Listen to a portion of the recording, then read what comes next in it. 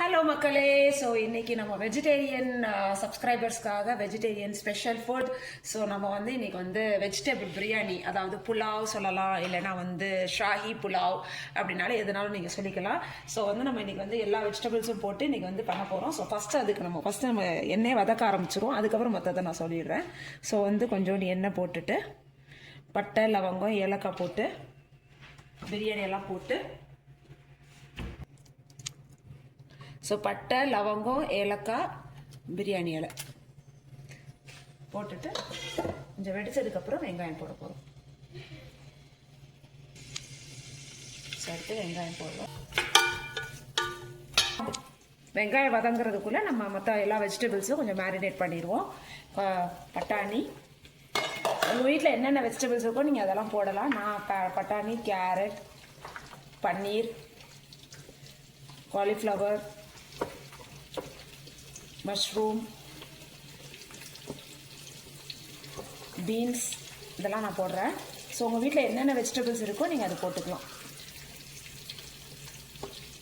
So இதில் கொஞ்சம் இஞ்சி பூண்டு பேஸ்ட்டு,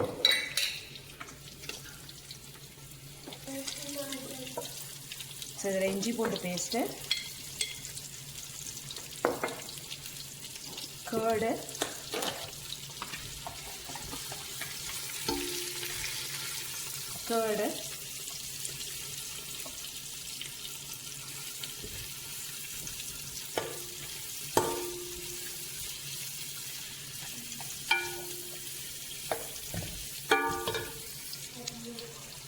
அடுத்து மல்லி புதினா,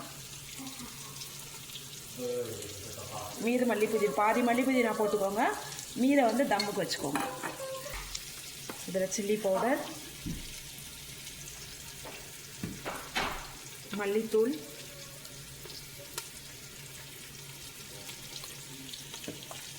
மஞ்சத்தூள், கரம் மசாலா,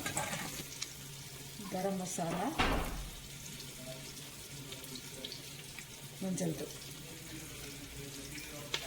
மேரினேட் பண்ணி வச்சுக்கோ. அது வதங்கிறதுக்குள்ளே இதை மாதிரி ரெடி பண்ணி வச்சுக்கோ. அப்புறம் இதில் சால்ட்டு போட்டு இதை நல்லா மிக்ஸ் பண்ணி வச்சுக்கோங்க. ஸோ நல்லா மிக்ஸ் பண்ணி வச்சாச்சு. வெங்காயமும் நல்லா வதங்கிடுச்சு. இதை நம்ம மட்டன் பிரியாணிக்கெல்லாம் பண்ணுற அளவுக்குலாம் நம்ம வெங்காயம் ரொம்ப கிறிஸ்பியாக பண்ண மாட்டோம். இது ஓரளவுக்கு பண்ணால் போதும் நமக்கு. இப்போ இதில் கொட்டிடும்.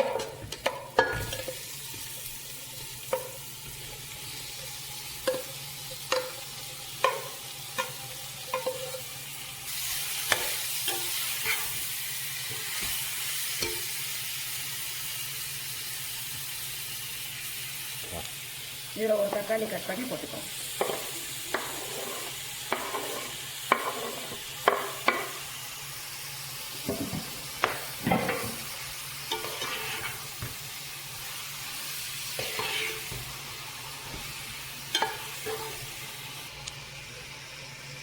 இது நல்லா மசாலா போய் நல்லா வணங்குறதுக்குள்ளே நம்ம சைடாக நம்ம ரைஸ் வச்சுருவோம். சரியா? ஸோ ரைஸுக்கு கொஞ்சோண்டு ஆயில் ஊற்றி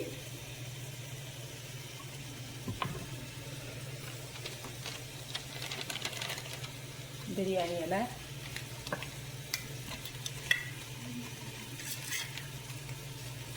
பட்டை லவங்கம்,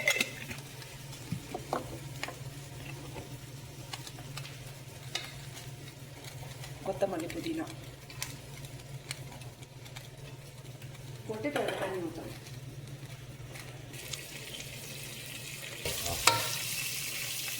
எல்லாம் தண்ணி ஊற்றி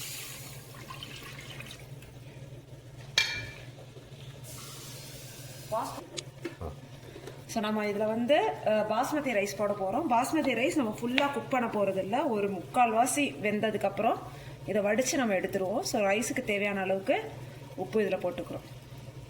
ஏற்கனவே கிரேவிக்கு உப்பு போட்டிருக்கோம், ரைஸுக்கு தனியாக உப்பு போட்டுக்கிட்டோம். அவ்வளோதான். இது பாதி வெந்ததுக்கப்புறம் தம்மு கொடுத்த வேண்டியது. பாருங்க, நல்ல மசாலா சுண்டி வர ஆரம்பிச்சிருச்சு. நம்ம தண்ணியெல்லாம் எதுவுமே விடலை. நம்ம அந்த ஊற்றி இருக்கிற கேர்டு, அந்த காயில் இருக்கிற தண்ணியே போதுமானது. கொதிச்சிச்சு. நம்ம அலசி வச்ச நம்மளுடைய பாஸ்மதி ரைஸை இப்போ போட போகிறோம்.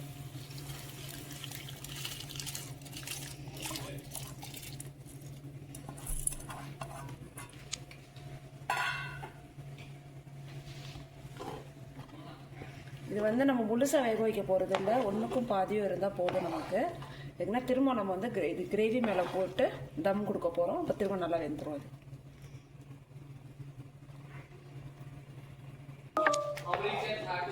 ஸோ இந்த அளவுக்கு வெந்திருக்கு. ஸோ இப்போ நம்ம இதை வடிச்சிடலாம். ஸோ மசாலா பாருங்கள். ஸோ நல்லா இதை நல்லா எண்ணெய் விட்டு வச்சுருக்கு. ஏற்கனவே ரெடியாக இருக்குது இந்த மசாலா. இப்போ நம்ம தம் கொடுக்க வேண்டியது தான். அரையும் ஒன்றும் பாதியமாக தான் வெந்திருக்கு. ஸோ இதை அப்போ இது மேலே போட்டோம்னா இது நல்லா நமக்கு இப்போ ஃபுல்லாக வெந்துடும்.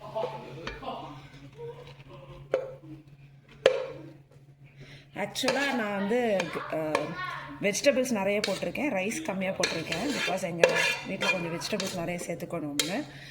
நீங்கள் வந்து ஈக்குவலாக கூட போட்டுக்கலாம், இல்லை ரைஸ் நிறையாவும் வெஜிடபிள்ஸ் கம்மியாகவும் கூட போட்டுக்கலாம். இது உங்கள் சாய்ஸ் தான். நம்ம எப்படி மிக்ஸ் அண்ட் மேட்ச் பண்ணுறது நம்ம இஷ்டம் தான். ஸோ ரைஸ் லேயர் போட்டுட்டோம். அதுக்கப்புறம் மீதம் இருக்கிற மல்லி புதினா போட்டுடுறோம்.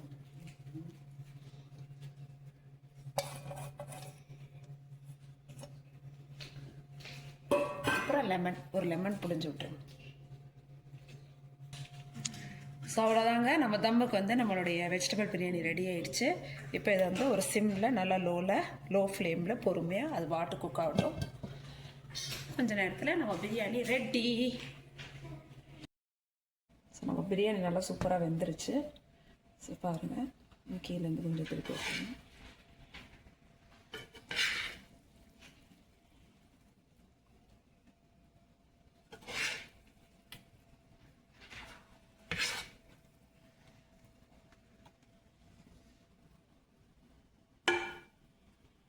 அவ்வளோதான், நம்ம பிரியாணி ரெடி.